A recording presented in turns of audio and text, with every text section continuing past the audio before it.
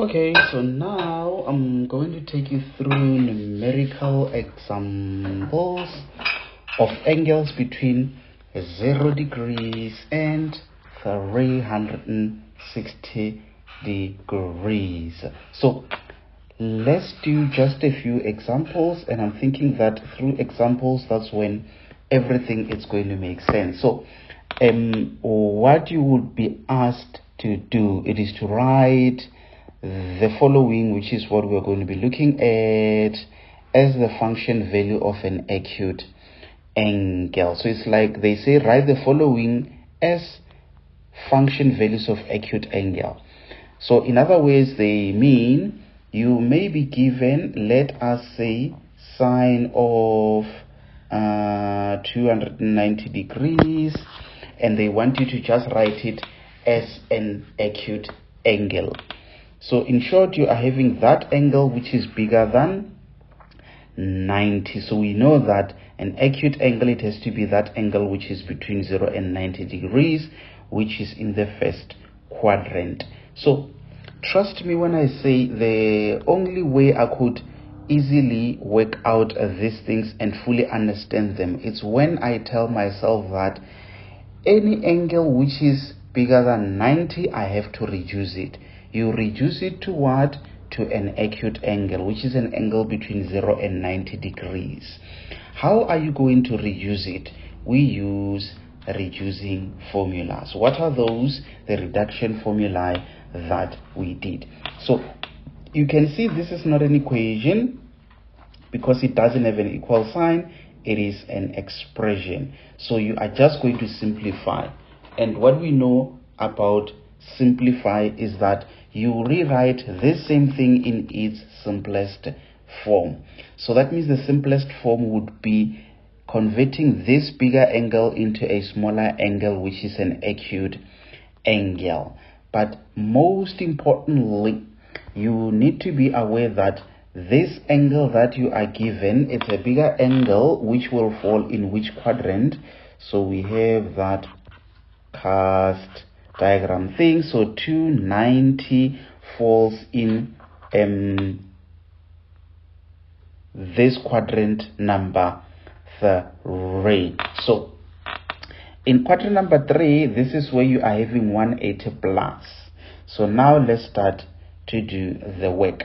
So to work it out, you can simply say, actually, I'm still having my sine, but I'm going to apply a reduction formula. You will therefore have to say 180 degrees when you plus it with what? Let's see. So I would just say 290 minus it by 180, I get 110. So that means, let's see.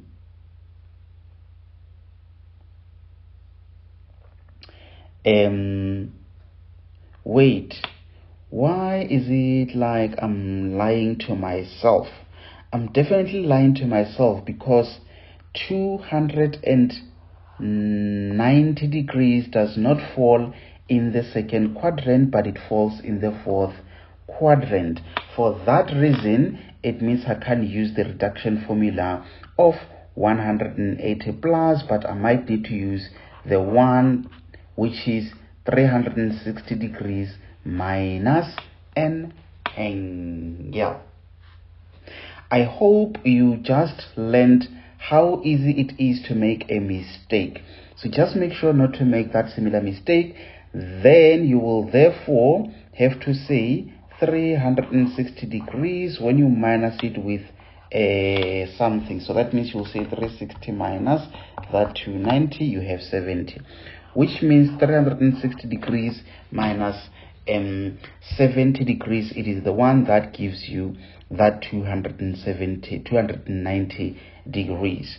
So now you have your reduction formula that you can easily apply. So that means you've got 360 minus that. So which quadrant? Fourth quadrant. In the fourth quadrant, is sign positive or negative? We know it is negative. That means we have negative sign of 70 degrees, and that is the end of it. I hope that makes sense. So if you want to prove that indeed what I've done is correct, just say sine 290 degrees equals to, it gives negative 0.9396, then again say negative sine 70. Check if it gives you the same answer. Go up. Yes, it does give you the same answer. That's how you confirm that you have done correct calculations. So let's do another example and see. With another example, let's say you are having tan 197 degrees. Okay, again you ask yourself a question. You say, in which quadrant does this fall? Definitely this one, it should be the third quadrant. Yes, it should be quadrant number 3. And then in quadrant number 3, that's where we are going to have 180 plus. So that means you will say tan of 180 plus an angle that will give you 197. So 197, if you say minus 180, the difference, then it tells you what you must be having there. It's like you're trying to figure out what will be a number whereby you will say 180 degrees plus that number, and it takes you back to that. So you haven't changed anything. Imagine you being given let's say Seko as my surname. Let's say it's Seko 40. So this thing, I can still rewrite it as Seko, but in brackets, instead of writing 40, I can just say 30 plus 10. 30 plus 10, it is still 40. So I did not change anything. I just manipulated it such that I'm using a reduction formula of 180 plus, 180 minus, 360 minus, so that I will reduce it. Remember, we have done the reduction formula. So it therefore means you will say in this quadrant number 3, is tan positive or negative? It is positive. Therefore, it means this thing is the same as tan 17 degrees. And that is the end of it.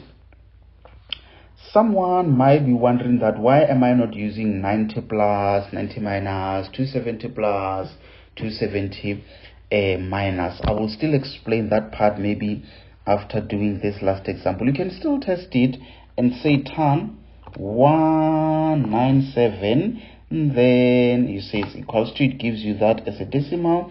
Let me press AC and say tan 17 equals to, let me go up. You see, it gives you the same thing. So that means what you've done is correct. You've done it correctly. But otherwise, in case if it gives you the same number but negative sign, then you know you made a mistake with the signs, then you need to correct it. So let's have a look at, let's say we are given cos of 120 degrees. So cos of 120 degrees, again, we need to know in which quadrant does the 120, not 180, but 120 falls. This 120, it is an obtuse angle. Obtuse angle meaning it falls in the second quadrant.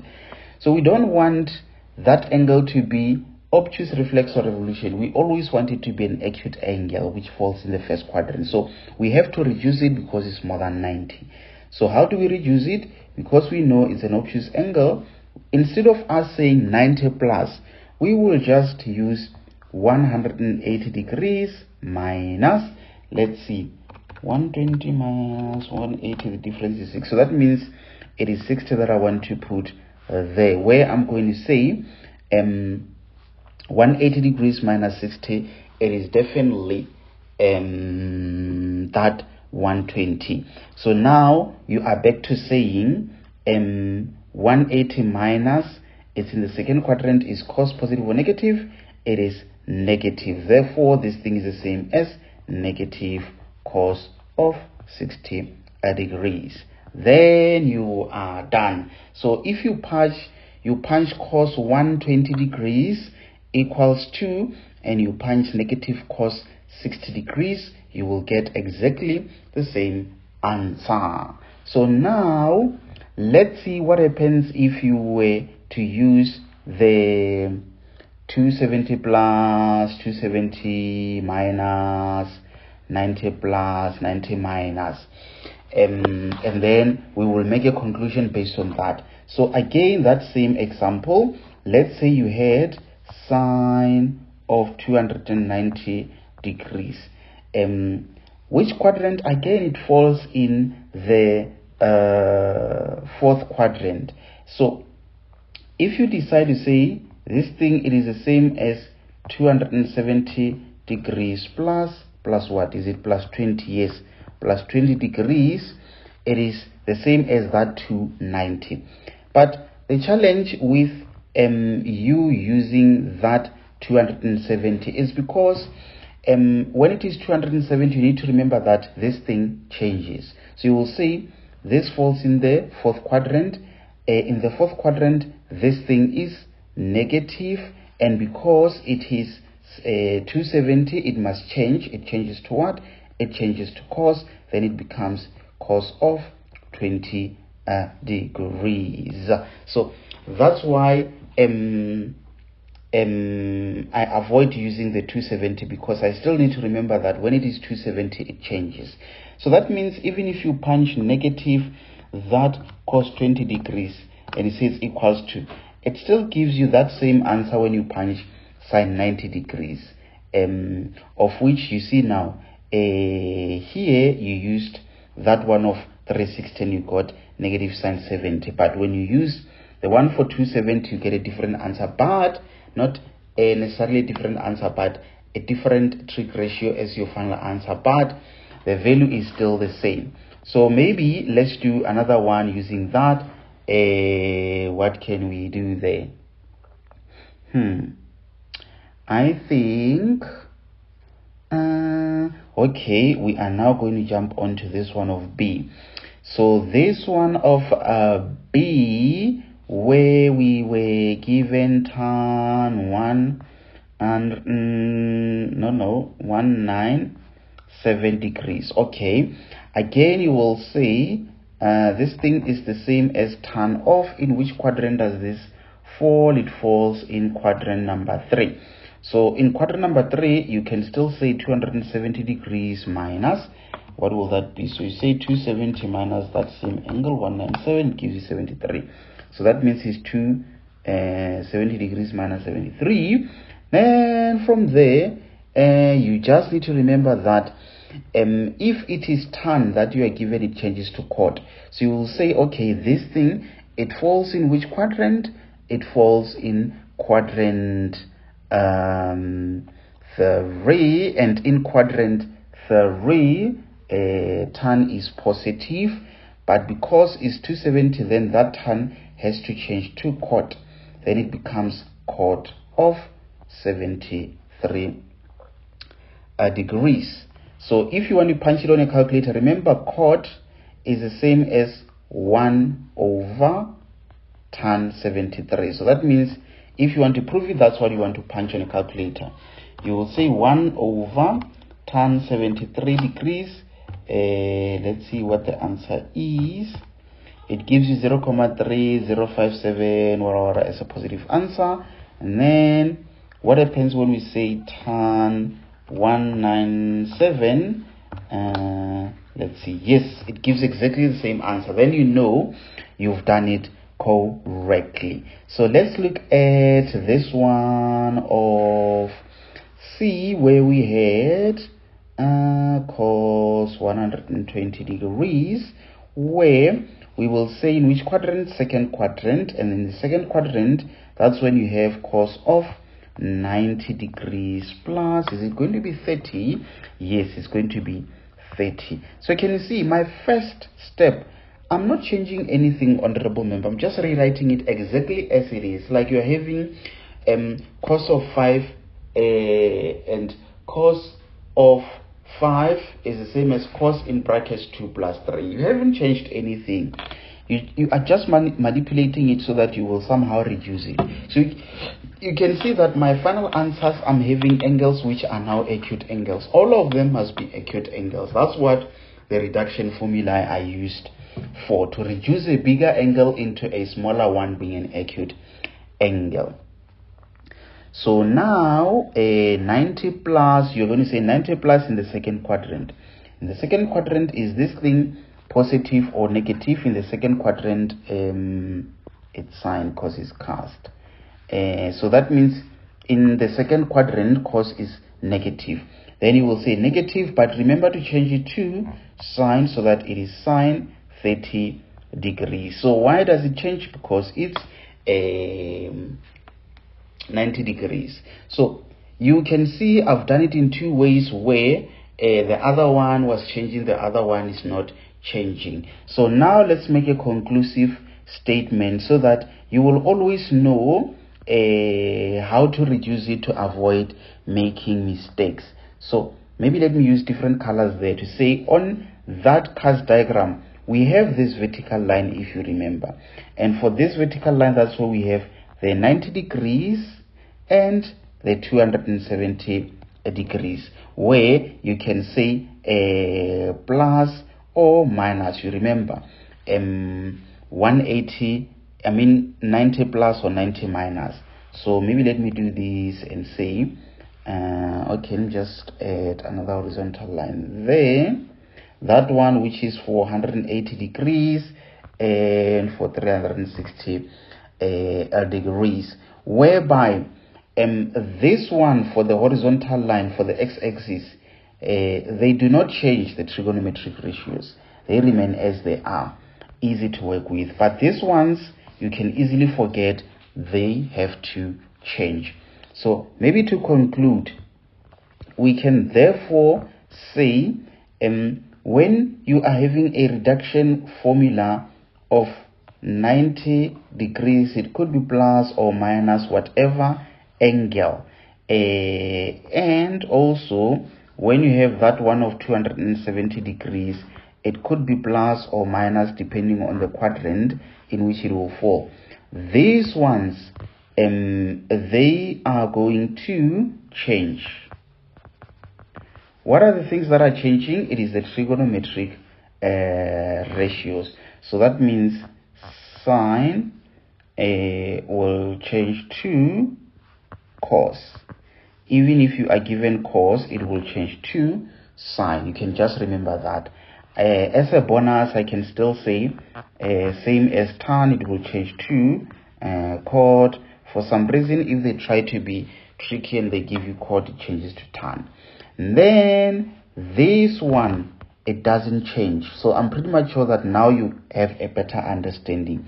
So the one for 180 degrees, whether it's plus or minus, and also this one of 360 degrees, whether it's a plus or a minus, whatever angle, you have seen that the reduction formula, they don't change. So what am I going to write there? Not changing. They are not changing. So that means if you are given a cos, it remains as cos. You just need to be careful of the signs. Even if it is sine, it just remains as that. So I'm pretty much sure that you now have a better understanding of what is going on and how you deal decisively with this type of problem. So that's how you can easily work it out, where you have the 90 plus or minus 270. So obviously the 90 minus, it is the one that will fall in the first quadrant, even though you may not use this one. You know why? Because already it's an acute angle. So that means you will be expecting to be given an angle which is bigger than 90 and you have to reduce it. That's why in my examples I'm just not having one where I will say 90 minus, because it's already reduced, if you get my point. I think I might leave it here because I think I've covered all that I wanted to cover for today. So on the next lesson, we will therefore look at the angles where it is a negative angle, and I will therefore teach you how you deal decisively with those. But just so that I don't give you too much information in one lesson, I will just limit it to this one, and then you can now start preparing to write your short test and see how you will perform on this one. Until we meet again.